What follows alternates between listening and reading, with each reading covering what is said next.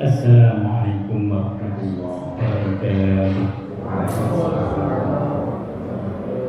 Bismillahirrahmanirrahim. Alhamdulillahilladzi arsala rasulahu bil huda wa dinil haqq liyudhhirahu 'ala ad-dini kullihi walau karihal kafirun. Asyhadu an la ilaha illallah wahdahu la syarika lahu wa asyhadu anna Muhammadan 'abduhu wa rasuluh. Allahumma shalli wa sallim wa barik 'ala Muhammad wa ala alihi wa sahbihi ajma'in wa man tabi'ahum bi ihsan ila yaumil yang sama-sama kita mulakan ketua pembangunan Masjid Hidayah, para pengurus PKM, para pengurus MT, para sesepuh, para ahli ilmu, ahli ibadah, baik yang datang dari sekitar Masjid Hidayah maupun di luar Citra Indah.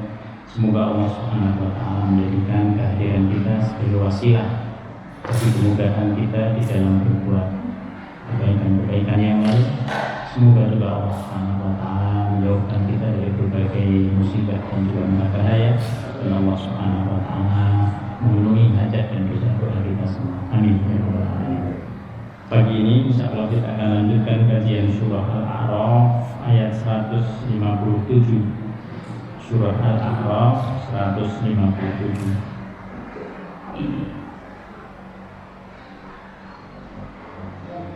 Mari kita baca bersama-sama beberapa ayat yang menjadi tema dari kajian kita pada kesempatan pagi hari ini. A'udzu billahi minasy syaithanir rajim. Bismillahirrahmanirrahim. Alladzina yattabi'una ar-rasulan nabiyyal ummiyal ladzi yajidunahu عندهم في التوراة والإنجيل مكتوبا عندهم في التوراة والإنجيل يأمرهم بالمعروف وينهون عن المنكر ويحل لهم الطيبات ويحرم عليهم الخبائث ويضع عنهم إصرارهم والأغلال التي كانت عليهم فالذين آمنوا به وعزروه ونصروه واتبعوا النور الذي أنزل معه أولئك هم المفلحون. يا أيها الناس إني رسول الله إليكم جميعا الذي له ملك السماوات والأرض لا إله إلا هو يحيي ويميت فآمنوا بالله ورسوله النبي الأمي الذي يؤمن بالله وكلماته واتبعوه لعلكم تهتدون.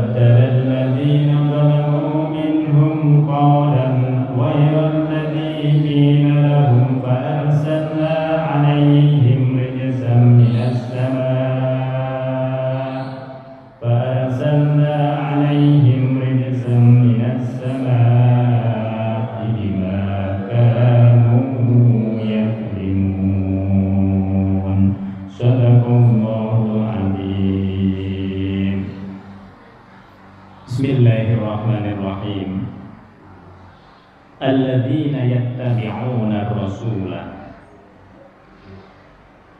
orang-orang yang diberikan rahmat, yang melimpah rahmatnya Allah kepada mereka dibandingkan dengan siksaan yang akan diberikan oleh Allah.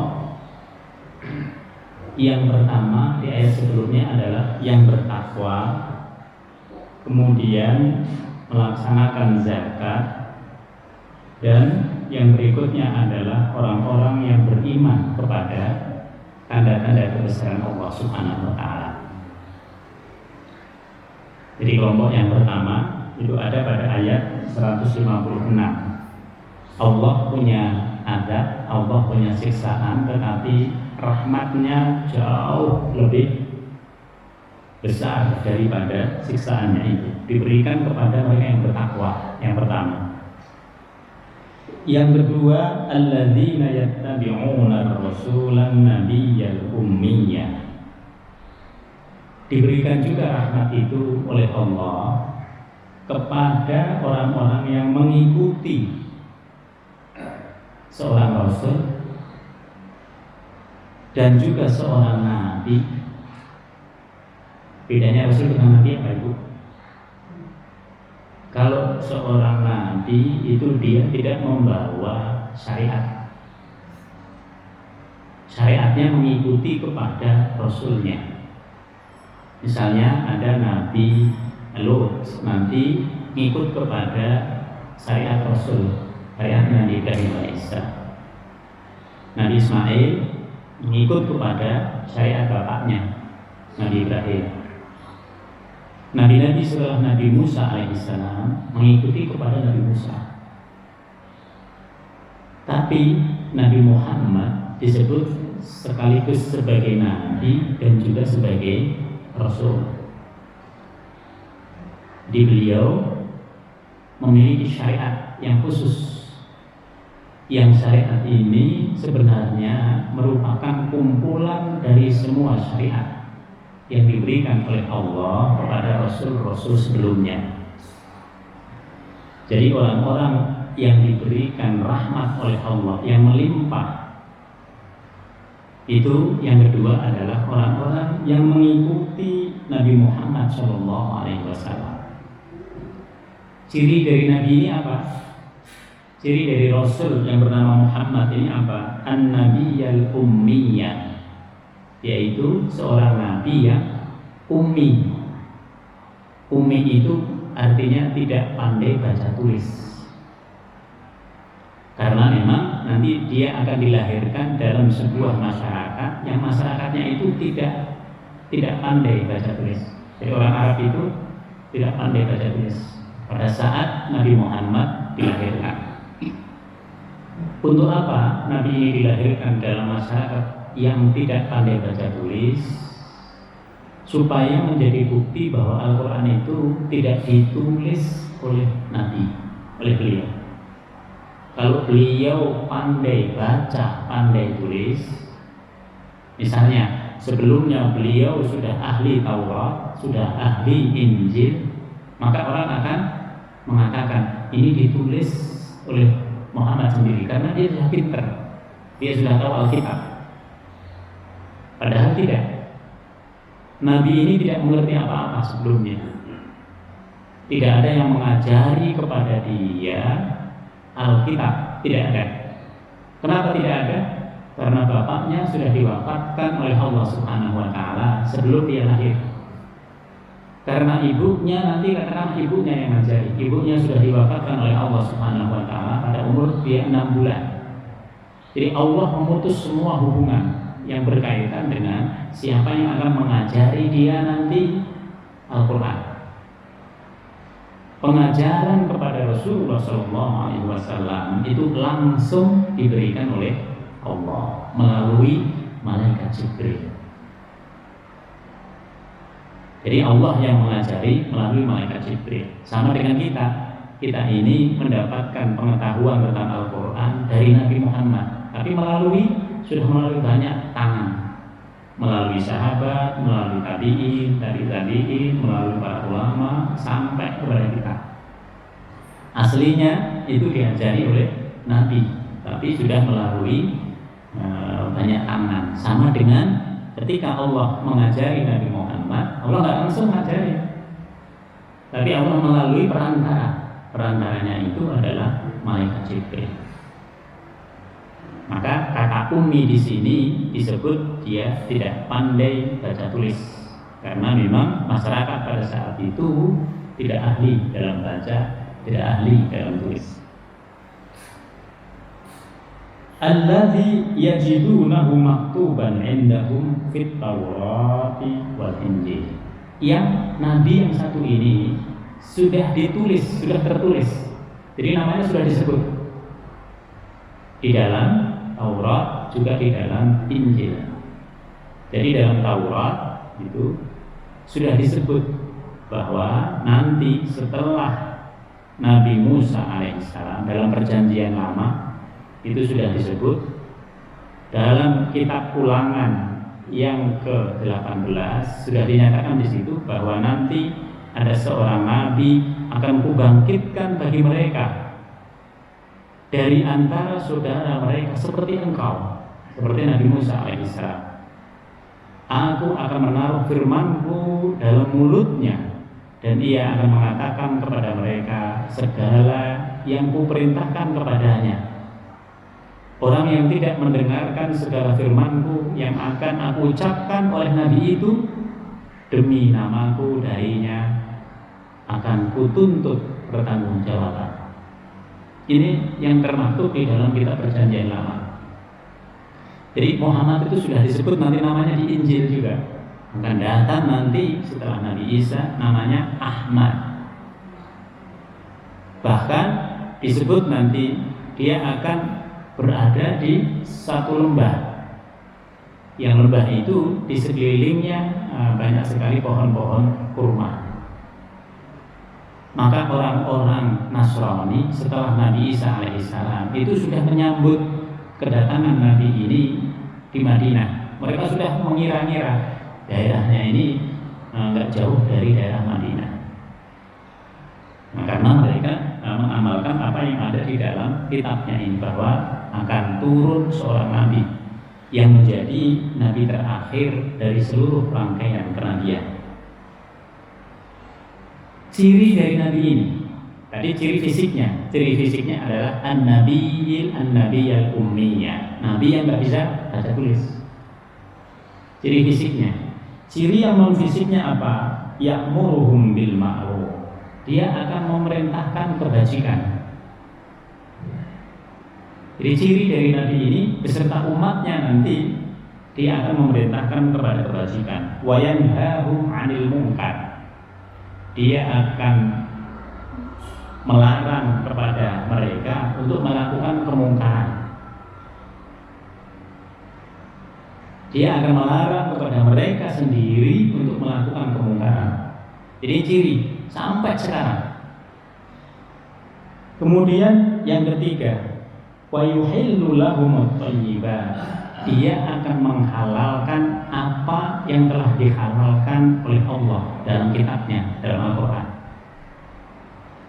Ini yang ketiga, sampai sekarang tidak ada umat Muhammad yang menghalalkan sesuatu yang haram, tidak ada.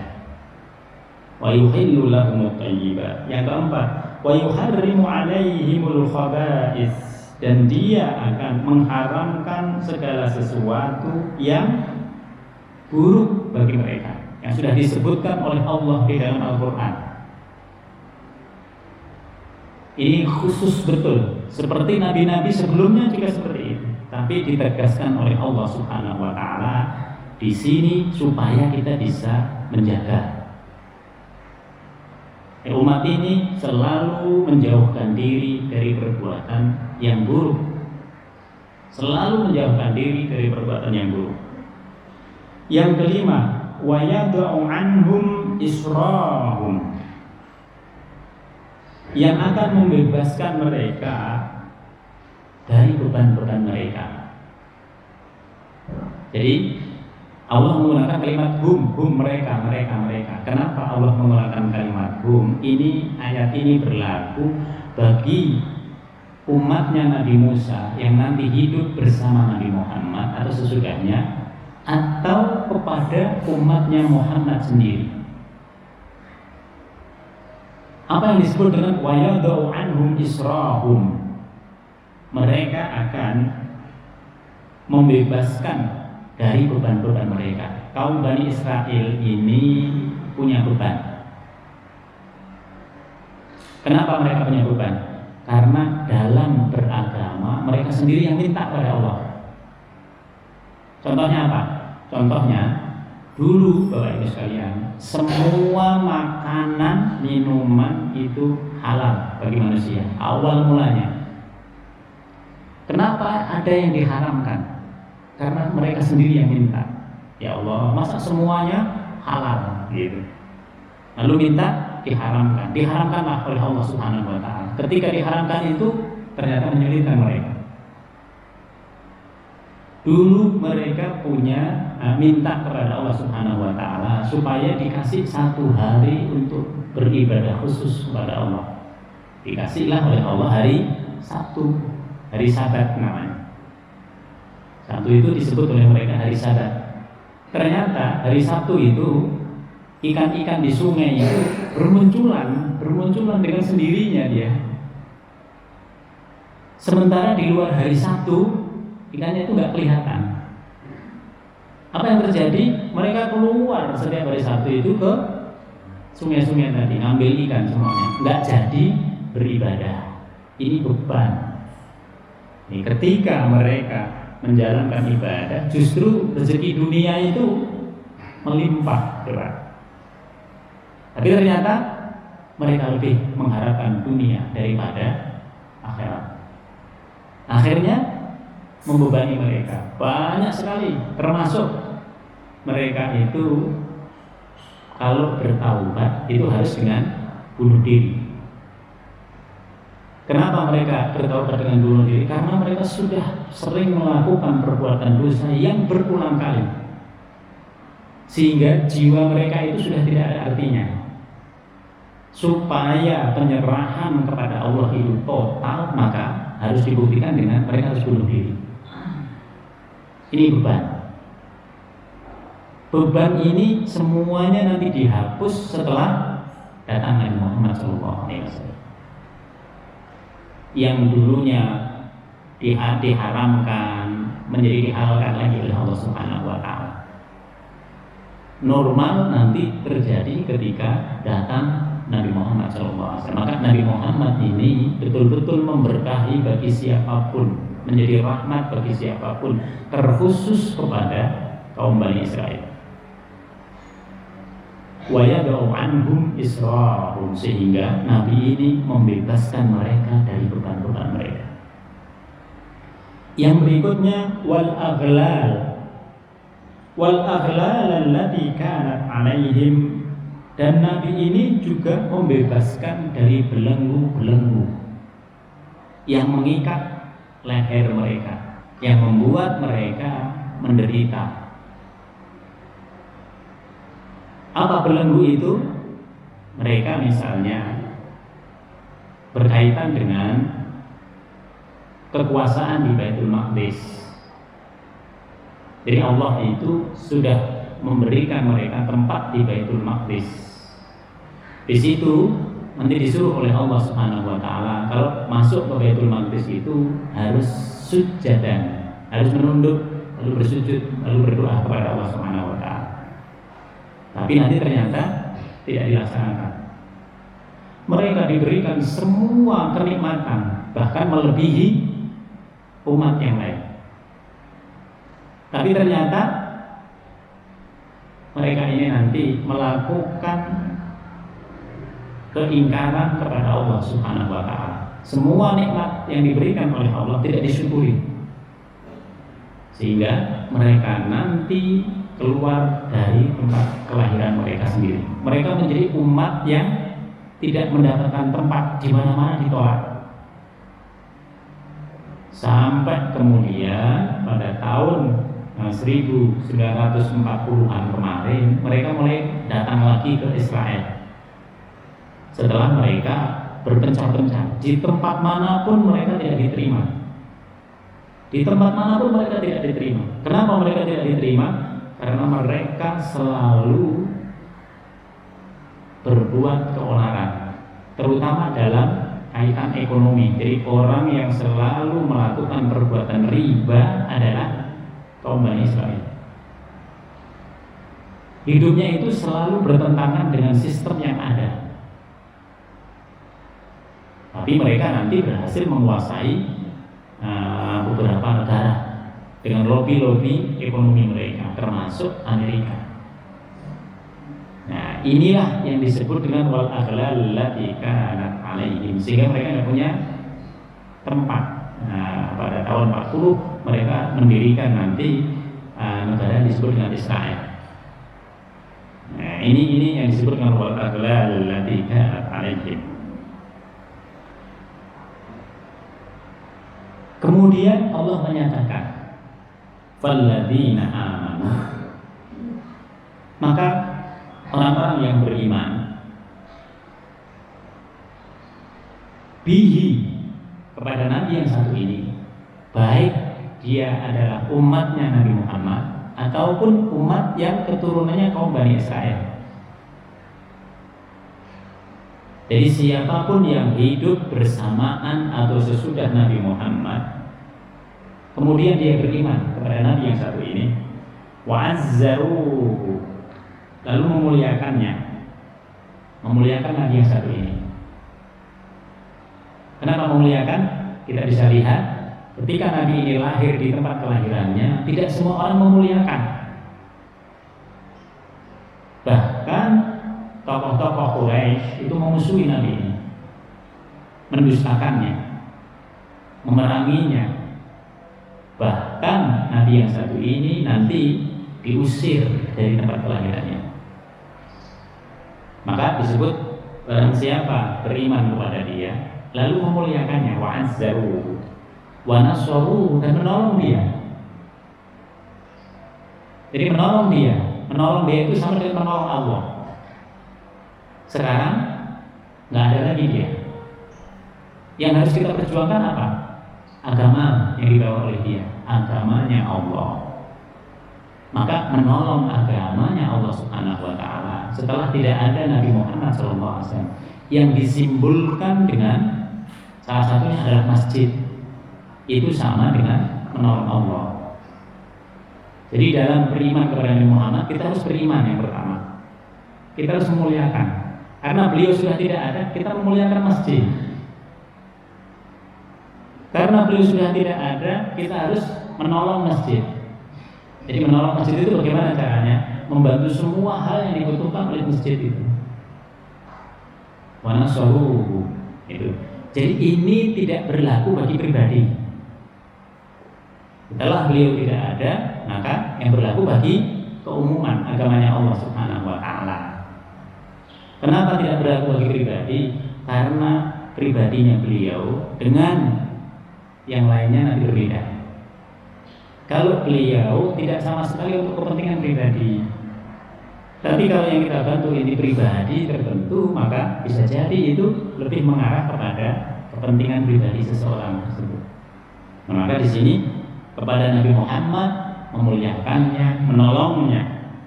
Terus kemudian apa setelah itu? Yang keempat, wattaba'un nural ladzi unzila ma'ah, dan harus mengikuti cahaya. Cahaya itu apa? Ayat-ayat yang diturunkan kepadanya, alladzi unzila ma'ah, yang diturunkan kepadanya. Maka sekarang kalau ingin mengikuti apa-apa, ikutin Quran, ikutin as-sunnah, sehingga yang kita lakukan itu benar. Orang yang mengajarkan Al-Quran juga harus objektif, tidak untuk kepentingan dirinya sendiri. Kan ada orang mengajarkan Al-Quran tapi kemudian untuk kepentingan dia sendiri. Maka yang paling aman dalam melakukan apa-apa memang diletakkan di masjid. Karena ketika diletakkan di masjid itu sudah pasti habis untuk kegiatan yang ada di masjid itu, untuk kepentingan yang dibutuhkan oleh masjid. Karena masjid itu tidak berdiri begitu saja, dia butuh orang-orang yang bisa menghidupkan masjidnya itu, baik dari sisi bangunannya maupun dari sisi operasionalitasnya. Jadi kelihatannya kalau kita masuk ke masjid itu gampang, oh masjidnya bagus gitu kan. Padahal di masjid itu juga punya hal-hal yang dibutuhkan untuk bisa tetap menjaga kebagusannya itu. Disinilah perlu orang-orang yang betul-betul menolong, hadir di masjid itu sebagaimana dulu hadir kepada Nabi Muhammad SAW. Jadi 4 hal yang dibutuhkan: beriman, memuliakan Nabi, lalu kemudian menolongnya, lalu kemudian mengikuti apa yang dibawanya, yaitu mengikuti Al-Quran dan As-Sunnah. Allah mengatakan kalau kita berada di situ, 4 hal ini kita ikutin Bapak Ibu sekalian. Apa yang disebut oleh Allah? Ulaika, mereka inilah humul muflihun, orang-orang yang akan beruntung. Mereka inilah orang-orang yang akan beruntung. Dalam bahasa Arab, petani ini disebut dengan al-falah. Petani disebut al-falah. Kenapa disebut al-falah? Dia akan memanen atas apa yang dia tanam. Sama dengan kita. Kita ingin dapat rahmatnya Allah Subhanahu wa taala, hidup pengen berkah, ya kan? Tapi nggak pernah ke masjid, misalnya. Nggak pernah belajar. Kita harus bukan hanya kita belajar, tapi setelah kita belajar, kita mengamalkan apa yang ada di dalam Al-Quran ini. Kalau Al-Quran ini hanya dipelajari doang, hanya berada di pikiran kita, tidak ada artinya. Maka setelah kita baca, setelah kita kaji, seharusnya kita sendiri masing-masing kita, ya Allah, ini saya bisa melakukan apa? Saya bisa melakukan apa? Saya dengan semua yang saya punya bisa di mana? Nah, disinilah Allah mengatakan kalau orang-orang ini mau menolong agamanya Allah, memuliakan agamanya Allah, memberikan sebagian yang dimiliki untuk agamanya Allah, lalu berupaya sedemikian rupa untuk terus mendalamkan ilmunya dan mempraktekkan dalam kehidupan sehari-hari, mereka inilah orang-orang yang beruntung. Ulaika humul muflihun. Bapak Ibu sering kita mengatakan begini, oh saya dapat keberuntungan begini, saya nggak ngapa-ngapain dapat keberuntungan begini. Bapak salah. Bapak bisa mendapatkan keberuntungan begini karena Bapak sudah melakukan banyak perbuatan baik yang sudah tidak lagi Bapak sebut. Bapak tidak akan pernah mendapatkan keberuntungan tanpa dasar perbuatan baik. Enggak mungkin. Cuma karena kita sudah lupa perbuatan baik kita itu, maka kita orang bantu begini, orang begini.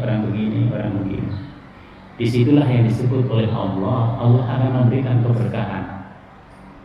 Jadi kita sudah nggak nyadar lagi kalau kita dibantu sama orang, kalau kita ditolong sama orang, itu karena kita sudah biasa melakukan itu. Sehingga pertolongan itu datang dari Allah Subhanahu wa taala, seakan-akan kita mengatakan, tiba-tiba saya dibantu. Padahal tidak, itu adalah yang mendatangkan adalah Allah Subhanahu wa taala atas keberkahan dari kebaikan yang sudah pernah kita laksanakan. Maka Allah mengatakan ulaika humul muflihun, mereka itu orang beruntung. Maka sering kita mengatakan beruntung, gitu kan? Kita sudah dalam keadaan sulit, terus kemudian kita mengatakan ya Allah masih beruntung kita, gitu. Kenapa? Karena kita merasa bahwa masih ada rahmatnya Allah Subhanahu wa taala dalam keadaan seperti itu. Nah, begitu juga dengan mereka ini yang mengikuti Nabi lalu mengamalkan semuanya. Kul, katakan Muhammad. Ini Nabi Muhammadnya sekarang disuruh ngomong. Kalau tadi itu gambaran dari Taurat, dari Injil. Kul, katakan Muhammad. Ini Muhammad sendiri disuruh mengatakan. Salah satu bukti bahwa Al-Quran itu adalah firman-Nya Allah, apa yang diperintahkan oleh Allah di situ disebut oleh Nabi, nggak dikurangi. Contohnya Muhammad katakan.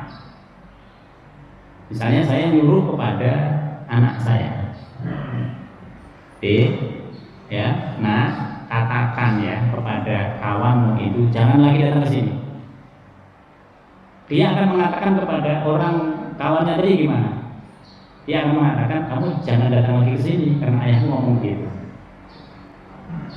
Jadi dia bisa menyebut, kamu jangan datang lagi ke sini karena ayahku mengatakan itu kepadaku. Bisa jadi kamu jangan lagi ke sini. Tidak menggunakan kul, katakan kepada dia. Dia nggak mungkin anak kita yang mengatakan katakan kepada kamu gitu bahwa kamu, nggak mungkin. Dia akan menggunakan kalimat langsungnya. Tapi Nabi Muhammad SAW itu tetap menggunakan kalimat kulnya tetap disertakan. Kenapa? Karena wahyu yang berupa Al-Quran itu enggak sama sekali dikurangi. Qul huwallahu ahad. Muhammad disuruh ngomong, Muhammad katakanlah bahwa Tuhan itu satu. Harusnya Muhammad menyampaikan kepada kita Tuhan itu satu. Nggak usah menggunakan kul harusnya. Tapi di sini tidak. Dalam Al-Quran semuanya masih disertakan. Maka pada ayat ini kul katakan Muhammad, ya ayyuhan nas, wahai para manusia. Perhatikan ayat ini Bapak Ibu. Kalau Nabi Musa ngomong kepada kaumnya, apa sebutnya? Apakah nyebut ya ayyuhan nas? Tidak. Nyebutnya ya qaumi, wahai kaumku. Nabi Isa, ya qaumi, coba. Begitu Nabi Muhammad SAW, karena semua kaum itu adalah umatnya, maka dia disuruh oleh Allah mengatakan ya ayyuhan nas, wahai para manusia seluruhnya. Maka sesungguhnya orang yang hidup bersama atau sesudah Nabi Muhammad itu adalah umat Nabi Muhammad. Kalau sampai mereka tidak paham itu, sayang banget. Lalu mereka tidak beriman kepada Nabi, sayang sekali. Karena mereka tidak akan mendapatkan rahmat dari Allah Subhanahu wa Ta'ala, terkhusus rahmat yang berkaitan dengan akhirat. Maka pada ayat ini Allah mengatakan ya ayyuhan nas, Muhammad katakan wahai para manusia, ini sesungguhnya aku Rasulullah ilaikum jami'a. Aku adalah Rasul, utusannya Allah Subhanahu wa Ta'ala bagi kalian semua tanpa kecuali. Inilah ayat yang menyatakan bahwa Nabi Muhammad itu adalah nabi bagi seluruh manusia, bukan hanya untuk orang Arab. Karena itu dia diturunkan di tengah-tengah dari pusaran dunia. Tengah dari pusaran dunia itu berada di Mekah. Tujuannya apa? Supaya ke kanan, ke kiri, ke timur, ke baratnya itu sampai, karena dia letaknya di tengah-tengah. Alladzi lahu mulkus samawati wal ardh. Yang Tuhan Allah itu adalah Tuhan yang memiliki semua kerajaan atau kekuasaan yang ada di langit dan ada di bumi. Allahnya itu sama dengan Allahnya Nabi Isa. Nabi Isa itu hanya beriman kepada Allah. Dia nggak beriman kepada yang lain. Tidak ada itu di luar Allah. Allah wahdah, sendiri dia. Maka di sini disebutkan yang memiliki langit dan bumi. Juga Allahnya Nabi Musa, Allahnya Nabi Ibrahim sampai Allahnya Nabi Adam itu sama, yang memiliki langit dan bumi. La ilaha illahu, tidak ada Tuhan selain Dia. Allah itu ahad. Ahad itu tidak terbagi. Tidak mungkin Tuhan itu dua, apalagi tiga. Tidak mungkin. Apalagi empat. Tidak mungkin.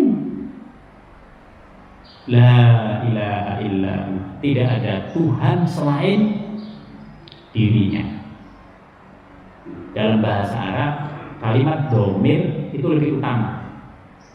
Saya menyebut seseorang, siapa namanya? Pak Ahmad. Biasa. Tapi kalau saya sebut panggilan beliau, oh beliau seorang kiai, beliau seorang pedagang, itu lebih memuliakan kedudukan beliau. Maka Allah menggunakan la ilaha illa tidak ada Tuhan selain dirinya. Yuhyi wa yumiit, dialah yang menghidupkan dan dia juga yang mematikan. Hidup kita itu di tangan Allah, Bu. Mati kita itu di tangan Allah, Bapak. Cuma kita tidak tahu sampai kapan. Tapi yang bukan hanya manusia, yang menghidupkan segala sesuatu itu adalah Allah. Yuhyi wa yumiit. Fa'aminu billahi wa rasulih. Oleh sebab itu kata Nabi, sampaikan kepada umatmu. Oleh sebab itu wahai umatku, fa'aminu, berimanlah kalian semua billahi, kepada Allah, wa rasulihi, dan kepada Nabi Muhammad sallallahu alaihi wasallam. Kenapa langsung disebut Nabi Muhammad? Karena nanti sebenarnya semua rasul yang telah diutus oleh Allah Subhanahu wa taala, mereka itu sudah berikrar bahwa agama yang mereka sampaikan kepada umatnya. Maka tadi Nabi Musa menyebut kaum, Nabi Isa menyebut kaum, ya qaumi, agama yang dibawa oleh mereka, ajaran yang dibawa oleh mereka kepada kaumnya itu merupakan bagian daripada ajarannya Nabi Muhammad sallallahu alaihi wasallam. Jadi bertemunya semua ajaran para nabi ini nanti berada pada Nabi Muhammad SAW. Karena itu dia nanti yang membebaskan aghlal, membebaskan dari kesulitan, membebaskan beban-beban, membebaskan aghlal, tadi disebut keterbelengguan pada kaum-kaum terdahulu. Semua nanti dirilis setelah ada Nabi Muhammad SAW. An-Nabiyil Ummi, disebutkan lagi oleh Allah supaya tidak salah. Rasul satu ini yang mana? Tadi yang pertama tadi disebut dalam Taurat, disebut dalam Injil. Nabi yang tidak ahli baca tulis. An-Nabiyil Ummi, alladzi yu'minu billah, yang dia juga beriman kepada Allah. Maka semua nabi itu adalah orang yang pertama beriman dari kaumnya. Makanya kalau kita sholat, inna sholati wa nusuki wa mahyaya wa mamati lillahi rabbil alamin, la syarika lahu wa bidzalika umirtu wa ana, kita sebut minal muslimin, dan saya adalah bagian dari orang-orang berserah diri kepada Allah. Tapi kalau Nabi, wa ana awwalul muslimin, saya adalah orang yang pertama dari kaumku yang berserah diri kepada Allah. Makanya dia nanti diikuti. Laqad kana lakum fi Rasulillah uswatun hasanah. Maka Nabi ini menjadi suri tauladan yang baik. Bagi siapa? Bagi umatnya. Maka dalam semua hal kita merujuk kepada Nabi, karena kehidupannya itu dijaga oleh Allah Subhanahu wa taala. Nah, ditegaskan di sini itu untuk menyampaikan kepada kita bahwa Nabi ini adalah Nabi Al-Ummi, yang tidak pandai baca tulis. Alladzi yu'minu billahi wa kalimatih, dan juga beriman kepada Allah dan juga kalimat-kalimatnya. Kalimat-kalimatnya di situ adalah maksudnya adalah Al-Qur'an. Dia akan mengamalkan Al-Qur'an. Karena itu Bapak Ibu sekalian, Al-Qur'an ini berbeda dengan Taurat, berbeda dengan Injil dari sisi penurunannya. Kalau Injil itu langsung satu kitab, Taurat itu langsung. Kalau Al-Qur'an enggak. 3 ayat turun, 5 ayat turun, 7 ayat turun. Supaya apa? Supaya diamalkan. Oleh sebab itu kita sekarang ini belajar Al-Quran seperti itu. Kadang kita baca 3 ayat, kadang 5 ayat, kadang 7 ayat. Berhenti di situ. Untuk apa? Untuk kita amalkan. Seminggu kita pelajari, seminggu kita amalkan. Karena begitulah yang diajarkan oleh Nabi kepada sahabat. Jadi Al-Quran ini yang kita baca 30 juz itu semuanya sudah kita amalkan. Karena memang sudah kita kaji. Terus kita tunggu waktu jeda selama seminggu. Nanti kita ketemu seminggu lagi Bapak Ibu. Nah, kita baca, kita kaji itu, kita amalkan. Saya bisa ngamalin ya. Begitulah Al-Quran itu diajarkan oleh Allah kepada Nabi, diajarkan oleh Nabi kepada sahabatnya, sampai kepada kita. Tujuannya supaya yang sudah kita pelajari, kita amalkan, sehingga antara yang kita pahami dengan yang kita laksanakan sama. Banyak orang ilmunya sudah banyak, tapi amalannya sedikit. Itu tidak diharapkan dalam Islam. Dalam Islam yang sudah kita ketahui, kita amalkan. Sudah kita ketahui, kita amalkan, sehingga amalan kita ini semakin bertambah umur, semakin banyak. Wattabi'uhu,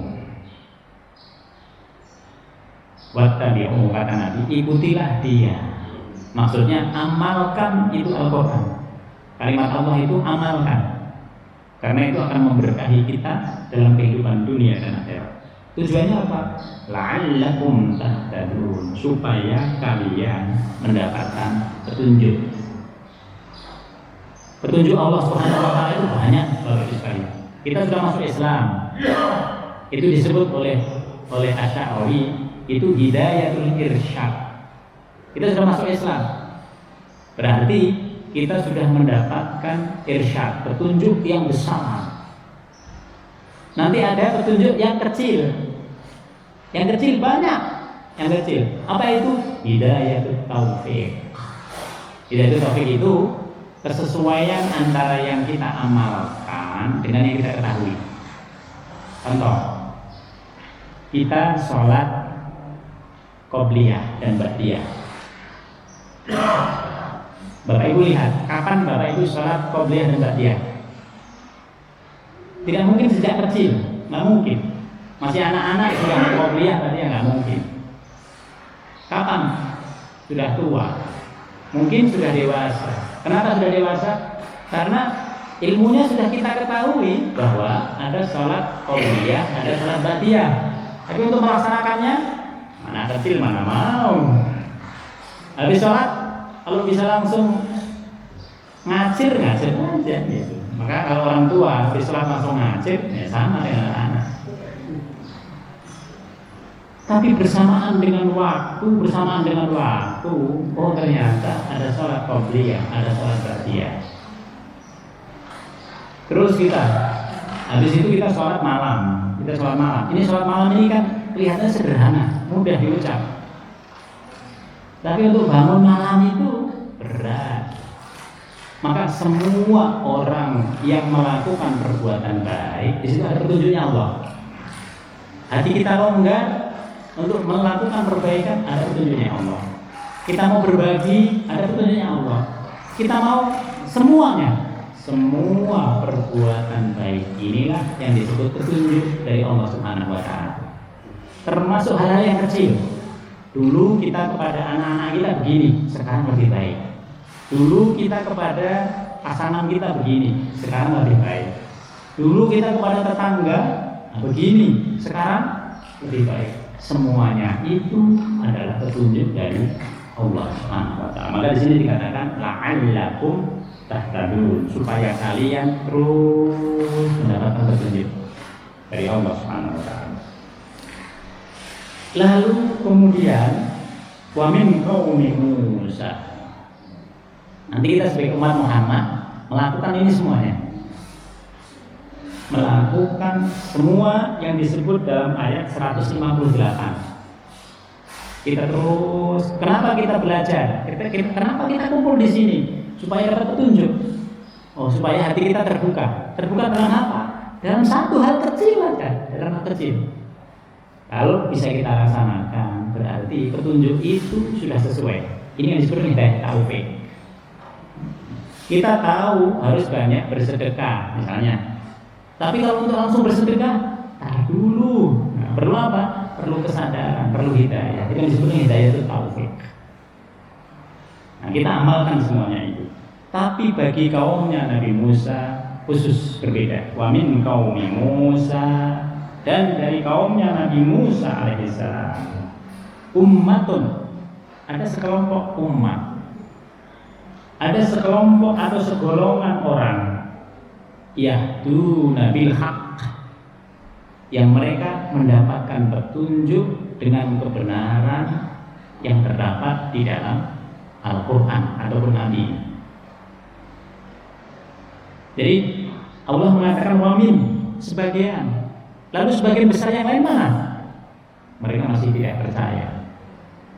Mereka nggak mau mengikuti Al-Quran. Mereka mau mengikuti Tauratnya saja. Padahal Taurat ini sudah dinasah, sudah diperbaharui dengan Al-Quran. Injil masih ada yang ngikutin, padahal dia sudah dinasah, dia sudah diperbaharui dengan Al-Quran. Setelah datangnya Al-Quran, semua kitab-kitab samawi tidak berlaku lagi. Yang berlaku adalah Al-Quran. Tapi masih yang mau begitu sedikit. Di sini disebutkan wa min qaumi Musa ummatun yahduna bil haq. Hanya sedikit yang mengikuti kebenaran ini, yang mengikuti Muhammad sebagai nabi, yang mengakui Al-Quran adalah akhir dari perjalanan wahyunya Allah Subhanahu wa taala. Wa bihi ya'dilun. Kalau mereka mengimani Nabi Muhammad itu, maka mereka nanti bisa menjalankan keadilan dalam semua hal. Kenapa dalam semua hal? Karena kalau sudah menjadi umat Muhammad, keadilan itu harus ditegakkan bagi dirinya sendiri, apalagi bagi orang lain. Tapi Bapak Ibu lihat di dalam agama Yahudi. Agama Yahudi itu mereka akan menetapkan keadilan bagi kalangan mereka, bagi yang lain tidak. Mereka harus bersikap bagus kepada mereka, bagi yang lain curang itu boleh. Coba perhatikan Islam, apakah Islam seperti itu? Tidak. Nanti ada orang-orang yang mengikuti agama terdahulu, ketika mereka mengimani Al-Quran, mengimani Nabi Muhammad SAW, mereka harus bersikap adil, dan itu mudah bagi mereka. Karena apa? Karena diajarkan dalam Al-Quran. Kesimpulan yang bisa kita ambil Bapak Ibu sekalian, Allah Subhanahu wa taala menjadikan Nabi Muhammad SAW dan Al-Quran sebagai nabi yang terakhir dan juga sebagai wahyu yang terakhir. Oleh sebab itu bagi kita umat Muhammad nggak ada kesulitan, karena sebelumnya kita nggak punya apa-apa, kita nggak punya kitab sebelumnya, sehingga kita hanya harus mempelajari, harus mengkaji, wattaba'u, harus mengamalkan. Tapi yang sulit itu bagi siapa? Bagi umat terdahulu yang punya kitab. Jadi umat terdahulu ini tadi lokal agamanya. Agama Taurat, ya, kitab Taurat dengan agama Yahudi itu lokal. Injil dengan agama Nasrani yang dibawa oleh Nabi Isa itu lokal. Kalau dibawa ke tempat lain, jadi tidak berlaku dia. Harusnya ketika dibawa ke tempat lain, yang berlaku itu adalah Al-Quran, karena dia universal, karena dia berlaku bagi seluruh umat manusia. Tapi kenyataannya tidak seperti itu. Ini Bapak Ibu sekalian, semoga Allah Subhanahu wa taala menjadikan kita sebagai orang-orang yang senantiasa istiqomah di dalam mengkaji, membaca dan mengamalkan Al-Qur'an, sehingga kita senantiasa mendapatkan petunjuk dari Allah Subhanahu wa taala, yang petunjuk itu memberikan keberkahan bagi kehidupan dunia dan rahmat yang luas dari Allah Subhanahu wa taala nanti di akhirat. Mari kita duduk dengan bacaan doa. Bismillahirrahmanirrahim. Alhamdulillahirabbil alamin. Hamdan na'imin, hamdan syakirin, hamdan yuafi ni'amahu wa yukafi mazidah. Ya Rabbana lakal hamdu kama yanbaghi li jalalika al-karim wa 'azimi sultanik. Allahumma barik lana fi majlisina hadza wa barik lana fi usratina wa barik lana fi dzurriyyatina wa barik lana fi 'ilmina rabbana innaka 'afuwwun karim tuhibbul 'afwa fa'fu 'anna. Allahumma ij'al jam'ana hadza jam'an mubarakan marhuma wa tafarraqana min ba'dihi tafarruqan ihsanan ma'suma. Subhanakallahumma bihamdika nasyhadu an la ilaha illa anta nastaghfiruka wa natubu ilaik. Subhana rabbika rabbil izzati amma yasifun wa salamun alal mursalin walhamdulillahi rabbil alamin. Kemudian jika ada kekurangannya, semua itu dari kami pribadi, kami mohon maaf yang sebesar-besarnya. Wassalamualaikum warahmatullahi wabarakatuh.